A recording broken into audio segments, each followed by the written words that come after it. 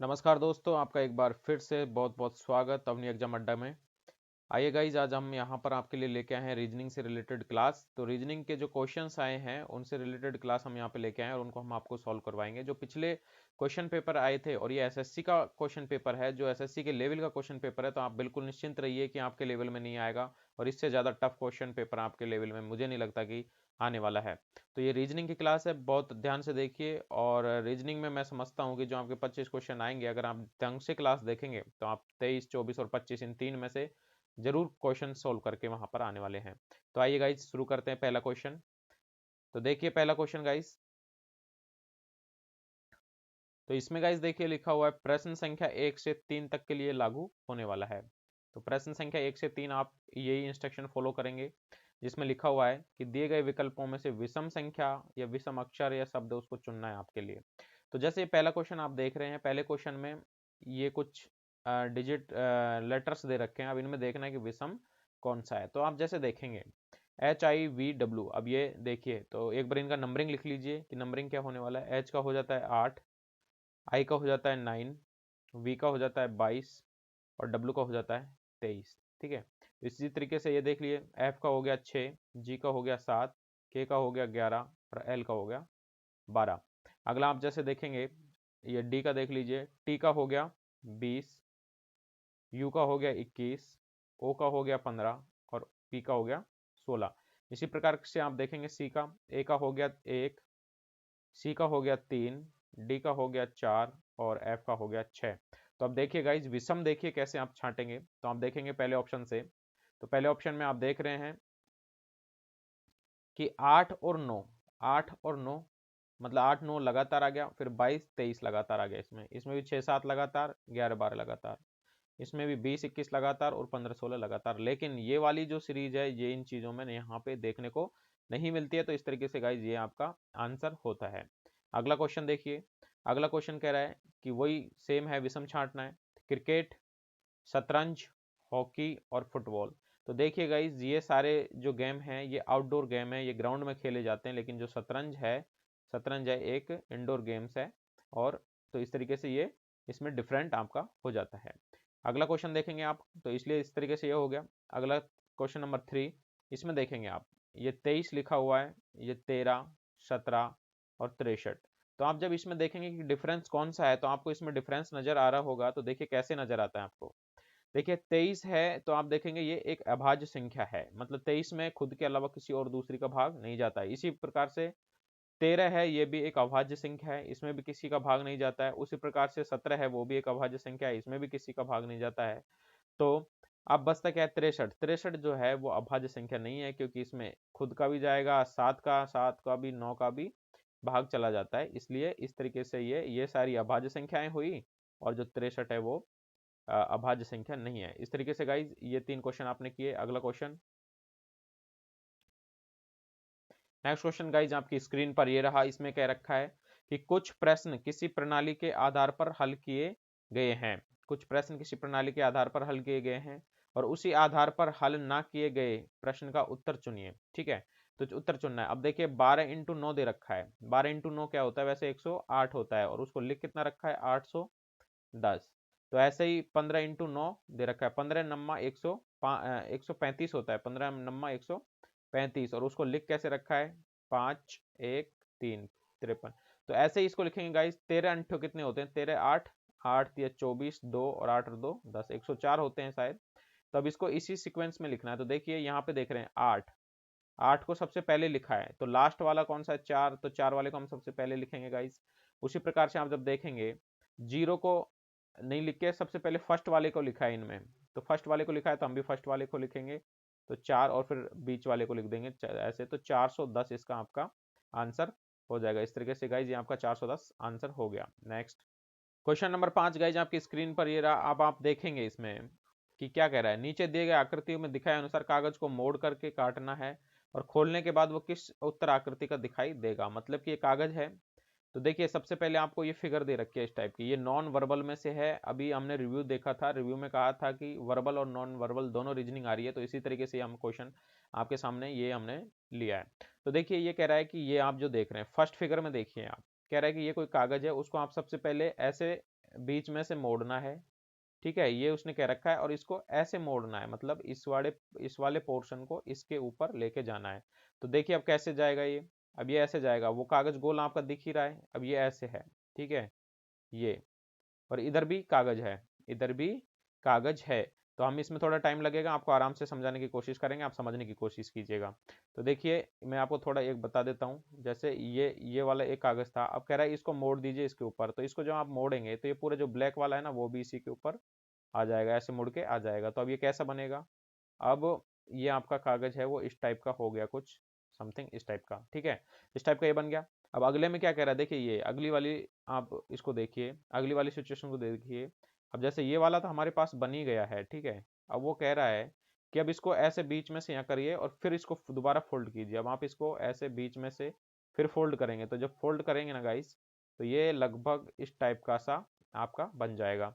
अब ये लगभग इस टाइप का सा ये आपका बन गया है, ठीक है, तो जैसे इस आकृति में दिखा रखा है, ये इस टाइप का ये आपका ऑलमोस्ट बन चुका है।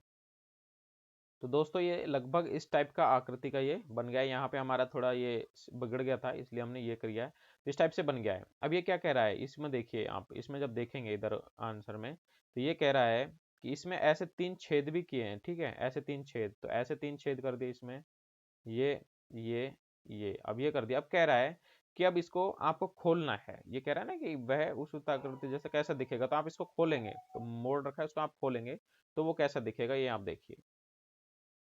तो देखिए दोस्तों अब इसको हम यहाँ खोलेंगे, तो देखो ये ऐसा है। अब आप इसको इधर की साइड खोलेंगे, ठीक है, इसको इधर की साइड खोलेंगे, तो देखो कैसा बनेगा ये ऑलमोस्ट, देखो ये वाला हिस्सा लगभग इतना, ठीक है, और ये गोल इधर ऐसे, ये आपका इधर खुल जाएगा, तो इधर खुलेगा। अब ये छेद इस टाइप के, इसके बराबर का छेद ये बनेगा, ये वाला छेद इस ये यहाँ बन जाएगा, और ये वाला छिद्र इस टाइप से यहाँ बन जाएगा। अब आप ये खुल गया, अब इस वाले पोर्शन को, ये जो पूरा खुला है, एक बार ये देख लीजिए, अब ये आपका पूरा ये खुल गया है, ठीक है, अब ये एक बन गया है, आधा पेपर हो गया, ये आधा पेपर आपका इस तरीके से ये खुल चुका है। अब आप इसको दोबारा इधर की साइड खोलेंगे, ठीक है, अब इसको, तो जब इसको खोलेंगे तो देखो ये पूरा इधर खुल के आने वाला है।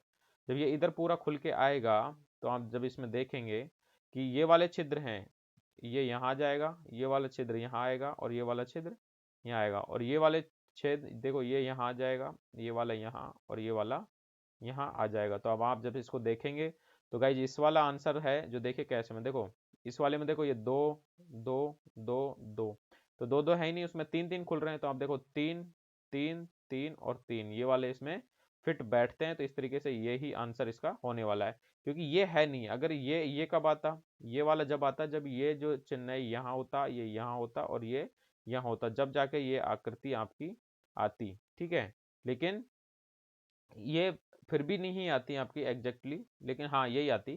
तो इसलिए अभी फिलहाल इसमें ये वाला नहीं होके और ये वाला आंसर आपका होने वाला है। अगला क्वेश्चन देखिए गाइस, अगला क्वेश्चन आप जो देख रहे हैं क्वेश्चन नंबर 6, ठीक है। अब इसमें देखिए क्या कह रहा है, यदि लंदन, LONDN, लंदन को कोड MPOEPO लिखा जाता है, ठीक है, तो दिल्ली को क्या लिखा जाएगा। अब देखिए इसको सॉल्व करते हैं। LONDON ऐसे लिखा है कि लंदन को यदि लिखा जाता है क्या, लंदन को लिखा जाता है MPOEPO, ठीक है। तो यदि ये लंदन को ये लिखा जाता है, तो वो कह रहा है कि दिल्ली को क्या लिखा जाएगा। तो अब देखो दिल्ली को क्या लिखेंगे, अब आप देखो इसको, दिल्ली को क्या लिखेंगे, DELHI, तो दिल्ली को क्या लिखा जाएगा। अब आप देखिए कैसे, L को लिखा क्या इसने M, O को क्या लिखा है P, N को क्या लिखा है O, D को E, O को P और N को O। इसका मतलब इसने लिखा है सारे अपने एक एक प्लस किया है सब में, ठीक है, सब में एक एक प्लस किया है। ये 12 होता है तो ये 13 है, ये 15 होता है तो ये 16 है, ये 14 होता है तो ये 15 है, ये 4 होता है तो ये 5, और ये 15 होता है तो ये 16, और ये 14 होता है तो ये 15। इसको मतलब एक एक एक्स्ट्रा इसने आगे बढ़ाया है, तो आप भी क्या करेंगे, एक एक एक्स्ट्रा आगे बढ़ा देंगे, ठीक है। तो आपने एक्स्ट्रा आगे बढ़ाया। डी को क्या लिखोगे आप, ई, ठीक है, ई को क्या लिखोगे आप एफ, एल को क्या लिखोगे 12 का 13 एम, और एच को क्या लिखोगे 8, तो एच के बाद आई 9, और आई को क्या लिखोगे जे 10। तो EFMIJ तो आपके ऑप्शन में ये रहा गाइज। तो इस तरीके से ये क्वेश्चन गाइज कंप्लीट होता है। अगला क्वेश्चन आप देख रहे हैं क्वेश्चन नंबर 7। ठीक है, इसमें क्या कह रहा है कि माँ और उसकी पुत्री की कुल आयु कितनी है? 60 वर्ष। माँ की प्लस पुत्री की कुल आयु कितनी है? 60 वर्ष। ठीक है, दोनों की आयु जब जोड़ेंगे तो वो 60 वर्ष आती है। उनकी आयु के बीच का अंतर कितना है? 30। तो डिफरेंस कितना है उनकी आयु का? 30। तो बताओ माँ की आयु कितनी है? तो एक गाइज मैं आपको सबसे पहले एक बता देता हूँ, इनके सबके अलग अलग तरीके हो सकते हैं, लेकिन आपको एक सीधा साधा तरीका बताता हूँ। जब दो आदमियों या तीनों की या दो आदमियों की जब आयु दे रखी हो, ठीक है, और कहता है कि उनकी आयु में या 30 का फर्क है, या कुछ भी दे रखो, आयु ना दे रखे हो, ये कह दिया हो कि किसी आदमी के पास 100 रुपए हैं और पहला आदमी दूसरे आदमी से 30 रुपए फालतू ले, तो बताओ प्रत्येक को कितने पैसे मिलेंगे? तो वही वाली स्थिति है कि यदि दो की आयु 60 है और उनकी आयु में जो अंतर है वो मान लीजिए 30 है, तो बताओ उसकी माँ की आयु कितनी है? तो एक तो आपकी कॉमन सेंस की चीज ये हो गई, तो माँ बड़ी होगी पुत्री छोटी होगी हमेशा, तो आयु जो आएगी माँ की ज्यादा आएगी पुत्री की कम आएगी। अब आप क्या करेंगे, देखिए इस क्वेश्चन को हिसाब से सॉल्व करते हैं, आपको मैं बताता हूँ तरीका। अब जैसे ये कहते हैं कि 60 है दोनों की आयु, ठीक है, और उनकी आयु के बीच का अंतर 30 है, तो आप क्या करो, जो अंतर है ना उसको खत्म करो पहले तो खत्म किया अंतर तो बचा 30। अब जो बच गया ना उसको आधा कर लो, तो माँ और पुत्री में आधा कर लो, तो 15 15 बच गया। ठीक है, 15 15 बच गया। अब क्या कह रहा है कि उनकी आयु में बीच का अंतर 30 है, तो 30 जब अंतर है तो माँ की आयु कितनी होगी? तो माँ की आयु ज्यादा होगी, तो आप इसमें 30 एक में एक साइड जोड़ दो। अब एक साइड जब जोड़ोगे ना आप, तो ये 45 आ जाएगा और ये 15 आ जाएगा। अब देखो आप, अंतर 30 आ रहा है कि नहीं आ रहा? 15 और 45 में अंतर 30 है कि नहीं है? और दोनों का जोड़ 60 है कि नहीं है? तो इसका मतलब माँ की आयु कितनी है? 45, और पुत्री की कितनी है? 15। तो इसमें माँ की पूछ रहा है तो माँ की यहाँ पूछेंगे, तो इसमें 45 वर्ष आयु हो जाएगी। बाकी आप एक्स वाई जेड कर करके एक्स एक्स माना ये इतनी आयु, तो आप ऐसे मानोगे। कैसे मानोगे मैं देखो ये बता देता हूँ आपको सॉल्व करके। आपको लगेगा क्वेश्चन ज़्यादा बड़ा हो गया, फिर आप बोर हो जाओगे, इसलिए मैंने आपको शॉर्ट बताया था। अब दोस्तों हम क्वेश्चन को है ना पढ़ते हुए चलेंगे और उसी हिसाब से सॉल्व करने की कोशिश करेंगे। तो देखो आप इधर, हाँ, अब देखो कह रहा है ना कि माँ और उसकी पुत्री की आयु 60 है, दोनों की आयु 60 है, तो अब माँ एक की तो कुछ मानना पड़ेगा, तो एक की आप कुछ भी मान लो। माना आपने पुत्री की मान ली, पुत्री की क्या मान ली? आपने मान ली x या a मान ली, चलो पुत्री की आयु a वर्ष है। तो जब मान लो पुत्री की आयु a वर्ष है तो माँ की आयु कितनी हो जाएगी? तो माँ की आयु सीधी बात है, जो टोटल आयु है दोनों की उसमें से घट जाएगी एक की, तो ये माँ की बच जाएगी। इसका मतलब माँ की कितनी हो जाएगी? 60 माइनस ए, और ए किसकी है? पुत्री की। अब देखो, अब एक चीज बता रहा है, आगे क्या कह रहा है, उनकी आयु में बीच में कितना अंतर है? 30 वर्ष का। तो मतलब ये माँ की आयु है और ये पुत्री की आयु है, तो अगर इन दोनों का अंतर देखा जाए तो 30 वर्ष आता है। तो देखो 60 माइनस ए, ये ब्रैकेट लगा लो, ये है। अब इसका अंतर, इनमें से अंतर निकालो ए को घटा दो, तो ये जो अंतर आया कितना आएगा? 30 वर्ष, ये ऐसे कह रहा है। तो अब देखो, अब इसको आप वो करो, सॉल्व करो, तो देखो 60, ये माइनस ए तो आएगा ही, ठीक है, लेकिन अब देखो ये जो क्या है माइनस ए, तो ये भी माइनस ए हो जाएगा, ये खुल जाएगा ब्रैकेट और बराबर आ जाएगा 30। अब आप आगे इसको सॉल्व करोगे तो देखो 60 माइनस ए और माइनस ए, माइनस ए और माइनस ए 2a हो गए, बराबर आ गया 30। ठीक है, अब आगे देखते हैं सवाल को थोड़ा सा, मैं इसको स्लाइड को ऊपर ले लेता हूँ। हाँ, तो अब ये देखिए, अब हम इसको सॉल्व कर लेंगे। 60 माइनस 2a बराबर 30। अब इसको जब सॉल्व करेंगे तो देखिए माइनस 2a इसको इधर ले जाओ और इस वाले को इधर ले आओ, ठीक है, तो इसको बराबर के निशान के इधर ले जाएंगे तो माइनस का निशान प्लस का हो जाएगा, तो ये 2a हो जाएगा, और ये 60 तो प्लस का था ही, और ये प्लस का है जो 30 इधर जाएगा, तो ये माइनस का 30 हो जाएगा। ठीक है, तब ये घटाएंगे इसमें से तो 30 आता है, और 30 ए बराबर 2a, तो a बराबर कितना आ जाएगा? a बराबर गाइज आ जाएगा 15। ठीक है, तो ये आ गया 15, और 15 हमने क्या माना? पुत्री की आयु, तो पुत्री की आयु कितनी आ गई? 15 वर्ष। अब हमने माँ की आयु निकालनी है, तो माँ की आयु की निकालने के लिए क्या किया था? 60 माइनस ए, तो 60 माइनस ए का मतलब 15, तो कितनी आ गई? 45 वर्ष। तो आप इसको ऐसे भी कर सकते हो, और ये जो ऊपर बताया था ऐसे भी कर लो। दोनों की आयु में से जो अंतर पूछ रहा है पहले उसको निकाल दो, तो उसको निकाला जब 30 बचा, दोनों को बराबर कर लो, अंतर को, अंतर बच गया, उसके बाद जो आयु बची उसको बराबर करो, तो ये 30 को बराबर बांट लिया 15 और 15। अब क्या कर रहा है, अंतर जितना है ना उसको एक साइड जोड़ दो, तो जोड़ दिया। अब जो बड़ा है उसकी आयु आ जाएगी 45 और छोटे वाले की आ जाएगी 15। हाँ, वैसे भी इसको कर सकते थे। तो दोनों तरीका आपको मैंने बता दिया, आपको जैसा अच्छा लगे वैसा करो। अगला क्वेश्चन गाइस, अगला क्वेश्चन आपको ये रहा। इसमें क्या कह रहा है देखिए, ये क्वेश्चन है, ये 8 से और 9 दोनों क्वेश्चन है, उनके लिए ये फॉलो करता है। तो कह रहा है कि ये अनुक्रम दिया हुआ है, इसमें एक पद लुप्त है, इसमें एक पद लुप्त है ये, ठीक है। तो दिए गए पद में से जो विकल्प नीचे दिए गए उनमें से कौन सा इसमें आने वाला है। तो देखिए आप 5 और 7, तो 5 और 7 में कितना डिफरेंस है, 2 का, ठीक है। और 7 और 11, 7 और 11 में कितना डिफरेंस है, 4 का। और 11 और 17 में कितना डिफरेंस है, 6 का।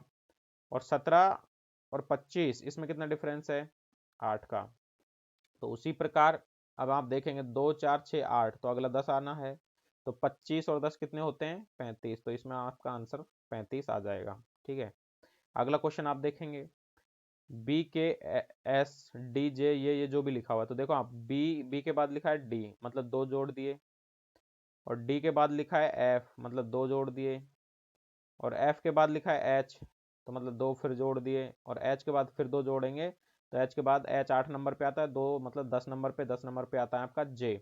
तो जे से शुरू हो गया। फिर देखिए के 11 पे आता है, और 11 के बाद ये आ गया जे, तो मतलब 10 माइनस 1 कर दिया। फिर जे के बाद आई कर दिया, मतलब 1 कम कर दिया 9। और 9 के बाद फिर 8 1 कम कर दिया, तो 8 के बाद 1 कम करेंगे तो 7 नंबर पे, और 7 नंबर पे आता है जी। अगले इसमें देखिए क्या कह रहा है, एस का लिख दिया टी, मतलब एक जोड़ दिया फिर दोबारा से, तो एस टी, टी को यू लिख दिया फिर एक जोड़ दिया। फिर यू को वी लिख दिया फिर एक जोड़ दिया। और वी को हम क्या लिखोगे फिर डब्लू। तो इस तरीके से आप क्या आ जाता है, जे जी डब्लू, जो जे जी डब्लू ये आपका आंसर हो जाता है। अगला क्वेश्चन गाइस, एक क्वेश्चन शायद इसमें रह गया है, मैं इसको स्लाइड को ऊपर कर लेता हूँ, नीचे छुपा हुआ है। नहीं, 9 ही नंबर थे। अगला क्वेश्चन ये रहा। अगले क्वेश्चन में क्या कह रहा है देखिए, आप पढ़िए क्वेश्चन नंबर 10। इसमें ये कह रहा है गाइस कि एक या दो वक्तव्य दिए गए हैं जिनके आगे दो निष्कर्ष या कथन निष्कर्ष दिए गए हैं। तो कथन निष्कर्ष आपको ज्यादा इसमें पढ़ने में टाइम वेस्ट नहीं करना, आपको देख लिया कथन निष्कर्ष है। अब देखिए ये वक्तव्य क्या कह रहा है कि सभी खिलाड़ी गायक हैं। तो सभी खिलाड़ी, ये मान लीजिए हैं खिलाड़ी, ठीक है, और ये सब क्या है, गायक हैं। तो आपको हमेशा इसमें 2 डायग्राम बनाने होते हैं, मैंने कहा है। तो ये सभी खिलाड़ी है ना, ये हैं खिलाड़ी, ठीक है, मैंने खी से लिख दिया। और ये सब हैं जो गायक हैं, तो ये गायक हैं, मतलब गायक ज़्यादा भी हो सकते हैं, लेकिन ये सब गायक जरूर हैं, ठीक है। गायक और ज़्यादा भी गायक हो सकते हैं, खिलाड़ी तो हैं ही गायक। आप एक स्थिति ये बताओ कि ये तो खिलाड़ी हैं, ठीक है, ये खिलाड़ी हो गए, और ये इनके ऊपर गायक हो गए, एज इट इज, मतलब ये ऊपर नीचे ही है, ये मैंने ऐसे दिख रहा है इसमें, बोर्ड से ऐसे हो गया। तो मतलब ये नीचे खिलाड़ी थे उतने ही गायक थे, मतलब सारे खिलाड़ी गायक हैं, मतलब समझो कि 10 अगर खिलाड़ी हैं तो 10 ही के 10 गायक भी 10 ही हैं, ऐसे समझो इसको, ठीक है। अगला अगला क्या कह रहा है कि सभी नर्तक गायक हैं। अब सभी नर्तक हैं, अब सभी नर्तक हैं वो क्या है, गायक। तो मान लीजिए ये नर्तक हो गए, ये सॉरी सॉरी ये नहीं लगेगा, ये वाली नहीं लगेगी। तो ये गायक थे ना। तो अब आप जब देखोगे तो ये कह रहा है कि सभी नर्तक गायक हैं। तो सभी नर्तक, अब ये कम भी हो सकते हैं, देखो यहाँ भी हो सकते हैं वो सभी नर्तक, ठीक है। और वो इधर भी हो सकते हैं, वो नर्तक कहीं पे भी वो हो सकते हैं, ठीक है, कहीं पे भी हो सकते हैं। और सभी नर्तक, तो आप ये इसको इसी के ऊपर लगा सकते हो कि भाई ये सारे के सारे गायक भी हैं, नर्तक भी हैं, खिलाड़ी भी हैं, इस तरीके से। अब आप क्वेश्चन देखिए आगे क्या कर रहा है कि कुछ गायक नर्तक हैं, कुछ गायक, ये गायक वाला ब्लैक वाला बड़ा घेरा है, ये वाला घेरा नहीं है, आपको कंफ्यूज नहीं होना है। मैं इसको डिलीट कर देता हूँ, देखो एक बार इसको मिटा देते हैं, ठीक है। आप कहीं, आपको कंफ्यूज नहीं होना है किसी भी तरीके से। आपको 25 में से 25 तो आपको क्वेश्चन करने ही है एग्जाम में, आपको 25 में से 25 क्वेश्चन करके आना है। तो देखिए, तो मैंने घेरा मिटा दिया। अब क्या कह रहा है कि कुछ गायक नर्तक हैं। अब ये हैं गायक, और कह रहा है इनमें से कुछ हैं जो नर्तक हैं। तो नर्तक वाला हमने ये गुलाबी कलर लिया था, तो इसमें कुछ गायक नर्तक है, तो कह रहा है, तो इसका मतलब ये है कि इसमें कुछ ही नहीं, इसमें सारे ही गायक, हाँ बिल्कुल, कि कुछ गायक है ना वो नर्तक हैं, तो बिल्कुल सही बात है कि कुछ गायक हैं वो नर्तक हैं, मतलब इसके अंदर के थे वो नर्तक हैं। इसमें इसमें क्या कह रहा है, तो इसके हिसाब से कुछ क्या सारे ही नर्तक हैं, तो इसका मतलब ये भी सही है। तो ये दोनों जब सही हो जाता है तो मैंने बताया था आपको कि ये सही माना जाता है। तो पहला कथन आपका सही है। दूसरा कथन कह रहा है कुछ नर्तक खिलाड़ी हैं, कुछ नर्तक खिलाड़ी हैं। अब आप इसमें देखोगे ना, कुछ नर्तक, ये नर्तक थे और ये हैं खिलाड़ी वाला, तो कुछ है ना इसमें, तो कुछ हैं। तो कुछ खिलाड़ी हैं, सही बात है, कुछ क्या सभी हैं, तो मतलब ठीक है, ये भी सही है। तो इसका मतलब ये जब दोनों टिक सही हो जाते हैं तो इसका मतलब ये दोनों ही सही हैं। तो इसमें कथन फर्स्ट और कथन सेकंड दोनों ही सही बैठते हैं। तो कथन फर्स्ट और सेकंड दोनों सही बैठते हैं। इस तरीके से बी आपका आंसर होने वाला है। तो आपको इनमें कंफ्यूज नहीं होना है, इस तरीके से आपको दो गोले इसमें बनाने होंगे। अगला क्वेश्चन देखिएगा। अगला क्वेश्चन आ गया कि दर्पण में आपको आकृति दिखानी है कैसी है। तो देखो दर्पण वाले क्वेश्चन मैंने बताया था, ये एज इट इज उल्टा इधर छप जाता है, ठीक है, इधर ये छप जाएगा। तो अब देखिए ये दर्पण है, यहाँ पे दर्पण लगा हुआ है ना, तो ये जब छपेगा तो ये ऐसे, तो ये लाइन इस टाइप से हो जाएगी, ठीक है, और ये वाला पोर्शन है जो यहाँ आ जाएगा, ठीक है, और ये वाला पोर्शन इधर चला जाएगा। आ रही ना आपको समझ में, ये उधर चला गया। अब ये जो है ये देखो, ये तीर इधर आ जाएगा और ये गोला वाला इधर आ जाएगा, और ये गोले के ऊपर ये था, ठीक है, इस टाइप का चिन्ह, और इसके ऊपर ये चौकोर था। इस टाइप की जहां भी आकृति बन रही है ना वो देख लो आप। तो इस टाइप की आकृति को आप जब देखोगे तो देखो आपको सबसे पहले तो ऑप्शन में से हटाने के कौन कौन से नहीं है। तो देखो ये इधर बन रहे हैं ना इस दिशा में, तो ये दोनों तो है ही नहीं, सबसे पहले हटा दे, क्योंकि ये इधर इस ऐसी लाइन आएगी, क्योंकि ये इधर है तो इधर जाएगी। तो अब इन दो में से आपको ऑप्शन बनता है। अब इस दो में से कैसे आपको हटाना है, जो देखो आप जब इसमें देखोगे, हम्म हम्म, तो देखो क्या फर्क है आपको, देखिए यहाँ तीर है तो तीर नीचे ही आएगा, लेकिन तीर के साथ क्या था, ये गोला था, ठीक है, और ये गोला ना होकर इसमें उल्टा कर दिया, तो इसका मतलब ये भी नहीं है। तो ऑप्शन अब यही बचता है आपका।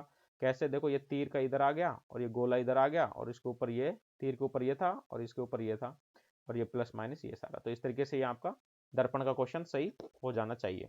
अगला क्वेश्चन देखेंगे गाइज, आपको कह रहा है कि दिए गए विकल्पों में से लुप्त संख्या ज्ञात करनी है। तो देखा 7 3 और 2, 7 3 2 लिखा हुआ है और फिर नीचे लिखा 42, इसका मतलब 7 3 21, 21 दूनी 42, ऐसे 3 4 और 7, 4 3 12 और 12 से 84, तो ऐसे ही 10 7 और फिर 140 लिखा है। तो इसका मतलब क्या है, 10 गुणा 7 करते और गुणा कुछ थी उसको 7 करते जब जाके 140 आ जाता। तो देखो 10 7 70 और 70 दूना 140, तो इसका मतलब यहाँ क्या आता 2।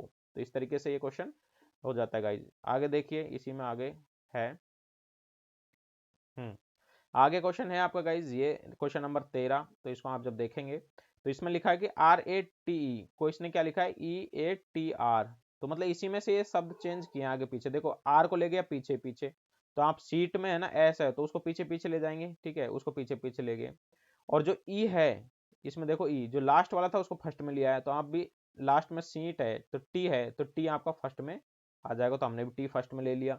अब क्या कर रहा है, ए जो दूसरे नंबर पे था उसको इसने दूसरे नंबर पे ही रखा है, तो जो ई है सीट में ई है उसको हम दूसरे नंबर पे रखेंगे, ठीक है, दूसरे। अब तीसरा क्या, टी, टी को फिर इसने एज इट इज रखा है, ए टी को इसने ए टी ही रखा है, मतलब आगे पीछे उसको किए हैं, तो ये हमने आगे पीछे किए, तो TEAS, TEAS इस तरीके से हो जाता है। तो कौन सा ऑप्शन, TEAS, तो ये ऑप्शन आपका करेक्ट होता है गाइस।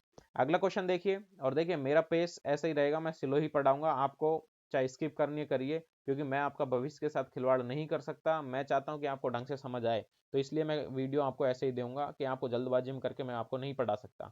तो इसलिए मैं आराम से पढ़ाऊंगा और आप आराम से इसको पढ़ते रहिए। अगर आपको सिलेक्शन लेना है तो आप समझिए, समझने की कोशिश कीजिए हर सवाल को, उसके बाद ही आप सक्सेस हो पाएंगे। अदरवाइज आप सोचते हो ना कि फटाफट पढ़ा दिया ये उधर, तो इस टाइप से नहीं है, आपका टाइम वेस्ट नहीं हो रहा है इसमें, आपको चीज़ें समझ आनी चाहिए, मेरा कहने का मतलब ये है। और ये नहीं है कि आपने 10 मिनट वेस्ट करी, चलो फटाफट 10 मिनट, लेकिन आपके समझ कुछ नहीं आया तो वो 10 मिनट भी आपके लिए वैल्यू नहीं रखती। और अगर आपने आधा घंटा खत्म किया, आपने वो वेस्ट किया, लेकिन अगर उसमें आपको समझ आ रहा है अगर 15 मिनट का भी, तो वो आपके लिए बहुत इंपॉर्टेंट है, तो इस चीज़ का ध्यान रखें। आइए क्वेश्चन नंबर 14 करते हैं बिना टाइम वेस्ट किए हुए। देखिए क्या कह रहा है कि पुस्तक है और लिटरेचर है, मतलब पुस्तक और साहित्य, तो बताइए ऐसा इनमें से कौन सा बन रहा है। तो देखेंगे आप, मैन मनुष्य और जंगली, तो जंगली और मनुष्य में कोई ऐसा संबंध नहीं है, जंगली जंगली है मनुष्य मनुष्य नहीं, इसमें कोई संबंध नहीं है, क्योंकि साहित्य साहित्य होता है ना, एक साहित्य, उसमें पुस्तकें होती हैं, वो लिखी हो, साहित्य और पुस्तक एक कोरिलेट करती हैं एक दूसरे को। अब देखिए डांसर है, कोई डांसर है कोई म्यूजिशियन है, तो ये तो डिफरेंट डिफरेंट चीजें हो गई, ये भी नहीं है। सॉन्ग है और कोई म्यूजिक है, कोई गाना है और कोई संगीत है, तो ये भी डिफरेंट डिफरेंट है। अब देखिए स्पाइसीज और साइंस, मतलब विज्ञान है और विज्ञान में प्रजातियां हैं, तो देखो ऐसा है कि विज्ञान के अंदर प्रजातियां होती हैं, आपको भी पता है, तो इस तरीके से गाइस ये ऑप्शन इसका करेक्ट हो जाएगा। अगला क्वेश्चन आप देखेंगे, क्वेश्चन नंबर 15। क्वेश्चन नंबर 15 में देखिए 21:7 दे रखा है, तो 21:3 दे रखा है, तो बताओ 574 अनुपात ये क्या आएगा यहाँ पे। तो देखिए आप जब देख रहे हैं तो 3 7 21, तो मतलब 7 का इसमें भाग दिया है तब जाके 3 आया है। तो आप इसमें क्या करेंगे, आप भी इसमें 7 का भाग दे देंगे। तो देखिए 8 7 56, एक बचा और 7 दूनी 14 2, तो इस तरीके से 82 आपका इसमें आंसर हो जाता है। जहाँ पे हमें लगता है ना कि फटाफट करना है, वो हम फटाफट ही कराते हैं, जहाँ पे लगता है कि समझाना है वहाँ पे समझाने की कोशिश करते हैं। अगला देखिए, जैसे भीम का है, मतलब बहुत विशाल का है, और उसका बौना एकदम छोटा सा, तो देखो प्रतिभाशाली है, तो मतलब बहुत प्रतिभाशाली है, तो फिर क्या हो जाएगा इसका, तो मूर्ख हो जाएगा ना, तो इडियट हो जाएगा। तो इस तरीके से इसमें इडियट आंसर होता है। अगला देखिए, स्लाइड को ऊपर ले लेते हैं। हम्म हम्म अब देखिए इसमें देखेंगे आप, क्या कह रहा है कि वह सही वेन डायग्राम चुनिए जो हॉकी क्रिकेट और खेलों से बीच में सर्वाधिक संबंध रखता हो। देखो खेल हैं सारे, ये हैं खेल, क्योंकि हॉकी और क्रिकेट खेल है, तो खेल की हो गई ये गोला पूरा। अब इसमें क्या हो जाएगा, हॉकी अलग गेम हो गया और क्रिकेट अलग गेम हो गया, तो इस तरीके वाला जो भी है वो आंसर आपका करेक्ट होगा। तो इस तरीके ये बी में आंसर है, तो ये करेक्ट हुआ। अब कह रहा है कि इस आकृति में कितने त्रिभुज हैं, 18 नंबर में कह रहा है कि इस आकृति में कितने त्रिभुज हैं। तो देखिए इस आकृति में आप त्रिभुज देखिए, तो गाइज एक एक चीज में बता देता हूँ, ये थोड़ा समझने का क्वेश्चन है, दिमाग लगाने का क्वेश्चन है, जल्दबाजी नहीं करनी है इसमें। देखो आप इस आकृति को देखो, सबसे पहले फर्स्ट आकृति आपको सबसे पहले इस टाइप से आकृति दिख रही होगी, ठीक है, और उसमें क्या दिख रहा होगा, ऐसे दिखा होगा, जैसे चलो ये यहीं पे कर देते हैं, देखो इसी में कर लेते हैं। देखो आधा इसको कर लो, ठीक है, तो देखो एक और ये बीच में कर लिया ऐसे, तो देखो आप देखेंगे एक तो त्रिभुज ये हो गया, एक ये होगा दो, दो, और एक ये हो गया पूरा, ठीक है, 3 त्रिभुज हो गए, और 3 ही इधर हो जाएंगे।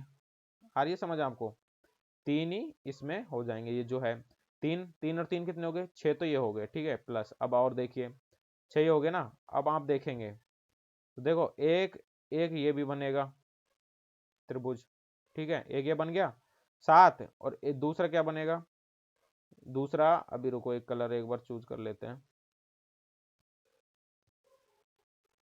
7, और देखो एक ये इधर से इधर वाला, ये वाली लाइन बन जाएगी, तो 8। तो इस वाले में कितने त्रिभुज हुए, 8, ठीक है, इस वाले में 8 त्रिभुज हुए। तो देखो ये हम निशान बना लेते हैं एक बार, ये वाले में 8 हो गए, तो ऐसे ही दूसरा इसके बराबर बनेगा, उसमें भी 8 हो जाएंगे, ठीक है। तो इस तरीके से कितने त्रिभुज हुए गाइस इसमें, 8 और 8 16। लेकिन अभी आंसर नहीं आया, कैसे नहीं आया, अब आगे देखो, आगे देखो, कलर चेंज करने के इसलिए कर रहा हूँ जिससे कि आपको कोई दिक्कत ना हो। 8 8 ये तो 16 हो गया। अब लेकिन आप एक चीज जब देखोगे इसमें नोट करोगे, तो देखिए कहाँ पे और त्रिभुज हैं, तो देखिए इसमें गाइज एक त्रिभुज देखो, इस आकृति और इस आकृति को मिला के और ये आकृति मिला के एक त्रिभुज हो गया, तो 16 एक 17। और दूसरा कहाँ हो गया, दूसरा देखो ये यहाँ से यहाँ, ये कितने हो गया, एक और जुड़ गया 18, तो इसका मतलब कितने, 18 इसमें त्रिभुज हैं, 18 आंसर है आपका। तो आपका कितना इसमें आपका आया, मेरे को ईमानदारी से कमेंट करके बताना किन किन लोगों का सही आया। आप कमेंट नहीं करते हो, पता नहीं आपको आलस आता है या क्या आता है, आप कमेंट नहीं करते हो, ये मेरे को आपकी शिकायत है। और आपको अगर मेरे से कोई शिकायत हो तो वो भी कमेंट करके आप बताओ। तो अगला क्वेश्चन आप देखेंगे, अगला देखिए, निम्नलिखित विकल्पों में से कौन सा विकल्प नीचे दिए गए शब्दों का सार्थक क्रम है, सार्थक क्रम कौन सा है। तो देखिए आप ऐसा बनाना है कि आपको ये सीक्वेंस बनाने हैं कि सीक्वेंस में कैसे होगा। तो आप देखिए सबसे पहले काटना लिखा हुआ है, पकवान, सब्जी, पकाना और बाजार। तो देखिए आप सबसे पहले जाएंगे बाजार, ठीक है, तो आप बाजार गए, बाजार से आप क्या खरीदेंगे, पकवान खरीदेंगे या काटेंगे पकाना, तो आप वहां से खरीदेंगे सब्जी, कच्ची चीजें तो खरीद के लाएंगे। आपने खरीदी सब्जी, अब सब्जी को आप डायरेक्ट पका दोगे कि नहीं, आपको उसको काटना पड़ेगा, तो फिर आपने उसको किया कट, कट किया, अब कट कर दिया, कट करोगे तब क्या करोगे, पकाओगे, तो पकाना पड़ेगा, और पकाओगे ना, जब सारे जब पक गए तो फिर क्या, पक के जब तैयार हो जाए तो उसको क्या कहते हैं, पकवान। तो इस तरीके से आपके बन गए पकवान। अब तो देखो पहले बाजार आएगा, बाजार 4 नंबर पे है, सब्जी है 3 नंबर पे, काटना है 1 नंबर पे, पकाना है 5 नंबर पे, और पकवान है 2 नंबर पे। तो 4 3 1 5 2, 4 3 1 5 2, इस तरीके से ये आंसर इसमें हो जाता है। अगला क्वेश्चन कह रहा है नीचे दिए गए 4 विकल्पों में शब्द चुनिए जो निम्नलिखित शब्दों का प्रयोग करके नहीं बनाया जा सकता। तो देखेंगे आप इसमें ट्रांसलेशन लिखा हुआ है, तब देखो इसमें देखो रेशो, RATIO है क्या, देखो RATIO और TIO ये बन जाएगा, कोई बात नहीं है। नेशन है क्या, नेशन तो देखो N ये है, ATION है तो ये भी बन जाएगा। ट्रांसमिट तो देखो T इसमें है, RANS, ट्रांस तो है इसमें, M है देखो, M नहीं है इसमें, तो गाइज ये क्या आंसर हो जाएगा आपका, ये तो ट्रांसमिट ये आपका करेक्ट आंसर हो जाता है। आगे देखिए, स्लाइड को ऊपर कर लेते हैं। आगे क्या सवाल है, आगे सवाल ये कह रहा है कि दी गई आकृति में से, दी गई आकृति में से उत्तर आकृति को चुनिए जिसमें प्रश्न आकृति निहित है। जो प्रश्न आकृति दे रखी है ना, इसमें देखो कौन से में ये निहित है।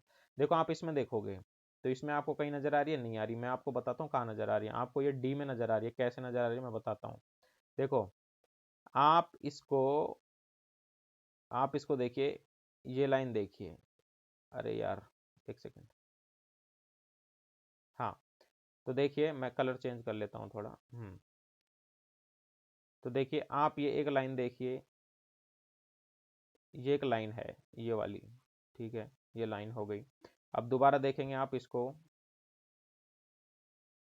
ये देखिए, तो ये वाली लाइन ये हो गई आपकी, फिर ये आएगी और फिर ये आएगी, देखो यहाँ तक, देखो फिर ये आई यहाँ पे और फिर ये यहाँ पे आई, ठीक है, और ये आगे तक गई, तो ये आगे तक हम लेके गए इसको, ठीक है, फिर ये नीचे आई, फिर नीचे लेके आए हम इसको, और ये देखा आपको पूरे को।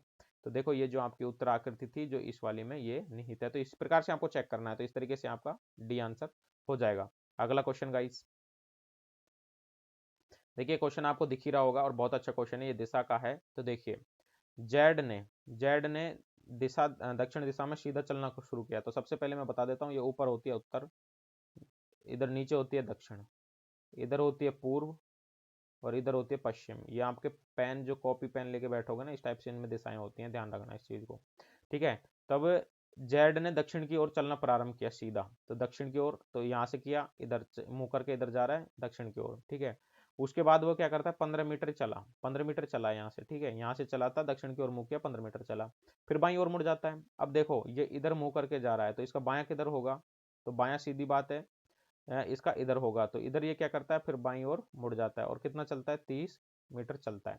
अब गाइस जिसका मुंह इधर की साइड है, मतलब पूर्व दिशा की साइड है। अब देखिए आगे क्या कर रहा है, फिर वह दाएं मुड़ता है।